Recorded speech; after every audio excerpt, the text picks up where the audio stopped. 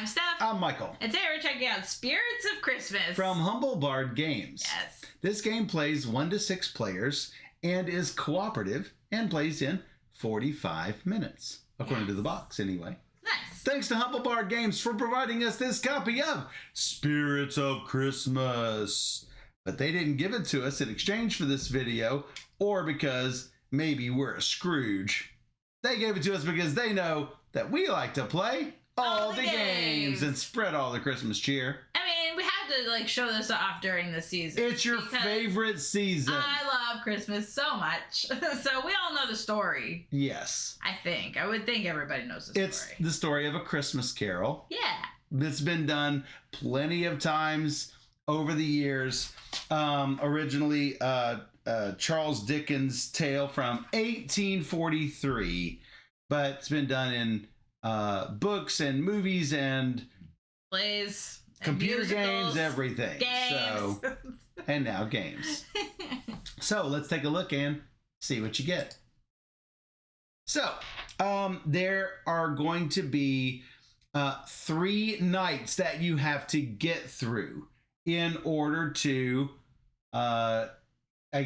fulfill the wishes of the 3 spirits of Christmas, past, present, and future. And you're going to do these one at a time. So there is a variant, an optional variant, where you can play with a gift card. So shuffle up the gifts and randomly choose one. And that will give you an ability that's going to help you out for the entire game. So what you're going to do, you'll notice that this deck consists of a lot of cards of values 1, 2, and 3. The 1s are always contentment, the 2s are always compassion, and the 3s are always charity. And there are several copies of each of those in the deck. There are also 3 special cards that have this symbol up at the top. I will talk about those in a bit. So you're going to deal out a number of cards based on player count. For 1 player, you're going to need 5 cards. 2 to 4 players, 3 each. 5 to 6 players, 2 cards each. What you're going to do is you're going to have 15 shillings, which is Bob Cratchit's salary. So you have to make sure to keep that here. You're going to start off with 3 chains for the entire game. Set aside all of the present and future. Shuffle up the past cards and put them out in a line from left to right here. The bedroom is going to go in the middle above the 4th and 5th cards here, as you can see. So, on your turn, you are going to choose an action on the... Oh, yeah, because I'm off a little bit, aren't I? It looks okay. So, you're going to choose an action on the rondelle. So, Steph is going to choose to either move, give, play cards, or draw 3 cards. Keep in mind that you do have a hand limit of, I believe it's 7 cards. So, the first turn of each chapter, she can choose whatever she wants. Then she takes the action, and then the next player clockwise takes a turn.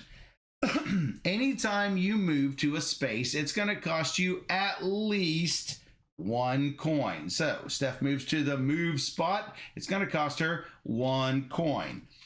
On my turn, when I go, I can choose to give or draw 3 cards for 1 coin. I can go down to play cards for 2 coins because it's 2 spaces away. But if I wanted to move again, it would cost me not 1, not 2, but 4 coins because I'm going all the way around the circle. So, I could play one of these special spirit cards. Instead of taking an action on the rondelle normally, I can play this card to the discard pile and take any action on the rondelle for exactly 1 coin. So I could spend 1 coin and take this move action again. So that will help keep your coins. You don't want to run out of these coins, because if you do, you're going to have to get rid of one of these chains, or basically, I guess you're taking a chain in order to get more money. We'll talk about that here in a little bit. So you are going to try to complete some of these things. There are some that you must complete and some that you can complete. The ones that have coins on them are optional. They will give you additional coins or potentially extra cards. If you decide to move there, you will go ahead and take care of what's on here, and then this card turns over. This means that you cannot activate this card again. However, whenever you're moving, you're still going to count it as a space. And if you end up landing on this space, too bad. You're just not going to get any benefit for it. Yeah. So if you end up on a space like this, then in order to play your cards, you'll have to be able to be on the play card space. So if Steph can get me to this space, and I have some, what is this? Two contentment and 1 charity. I can complete this. Now, everything in your hand is secret, but you could say, oh, hey, I have a lot of contentment, or I have a little contentment. Or if you have no contentment like I have, I can say contentment, humbug. And these are the shadow scenes. Yes, so you need to make sure that you are completing all of these shadow scenes. Mm-hmm. There's also a Torch of Plenty card. If Scrooge occupies one of these, we get to put the torch on the rondelle.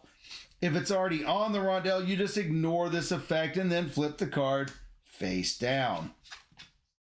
That torch can be used to, you can discard it to take any of the 4 actions as a bonus action. The spirit token will not move, and once you use it, you can only get it back with another Torch of Plenty card. So keep in mind that you want to keep the Torch of Plenty unused to get you additional points between each phase. Notice you got 1 and 2 point cards here. You're trying to get as many as possible. So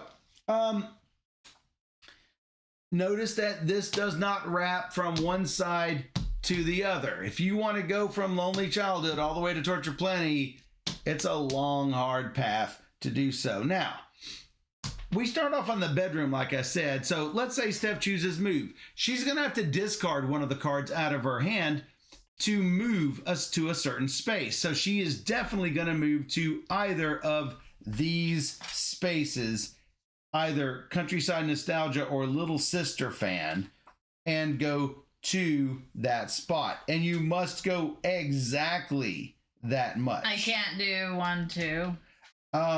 So here's the rules. You could not go, if you were here, you could not go 1, 2, 3 to end up on this card. You cannot go back and forth. You have to go in a straight line. However, from the bedroom, you could indeed go 1, 2 or 1, 2, as long as you're not going back and forth. Now, once you've left the bedroom, this bedroom is unavailable to you for the rest of this scene, meaning you can't go 1, 2, 3. That bedroom is no longer available once you've moved off of it.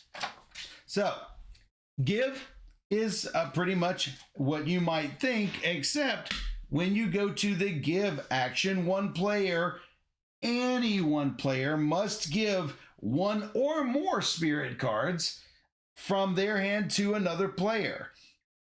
The cards must come from the same, like I could give all 3 of my cards to James, for example, and I don't get anything back in return. This is not a trade. This is a give. However, keep in mind, if I wanted to move, I might want to keep a card in my hand to be able to move. So otherwise, the only thing I'm going to be able to do is draw 3 cards. And if I'm on the wrong side, that's going to be bad for me. So keep that in mind. Now, Steph initiated this. I can be the one to give, and I give to someone who is not Steph. So Steph doesn't even need to be involved in the gift if she does not want to be. Draw 3 cards is pretty easy. But remember, you have a hand limit of 7 cards at the end of any player's turn. You've got to discard down to 3. And finally, play cards. That's how we complete these shadow scenes. They must all come from the hand of one player, and they must all come at the same time. You cannot partially do a shadow scene. So once all of the shadow scenes are face down, we have finished the chapter. Remember, if you do not have enough coins, then you are going to have to take some chains. And whenever you take chains, then you can get 5 coins for taking 1 set of chains. Once you have taken all 3 chains and you need to take a 4th, well, there's no more chains to be had, and we end in a loss. Tough noogie. Yeah, that's right. So, but let's say we did complete this. We turned all of these face down, and we did get this. And let's say we did complete one of these coin cards as well. You are going to get 1 point for each face down coin card. It doesn't matter what the number of coins are. You're just going to get 1 point for each of those. For every coin that remains in the pool, we're going to get 1 point. For every one of these shadow scenes that we've completed, well, that just helps us complete the scenario. We don't get any points for that. And if this torch is still on its space on the rondel, we are going to get 3 points. Super important. Now, the end of the chapter, you're going to take this off and move this to the side. You're going to get rid of all of these cards, and you are going to put the next spirit into play, Ghost of Christmas Present. Then you're going to do the same thing with Ghost of Christmas Future. And by the time the game has ended, hopefully you are going to get lots of points.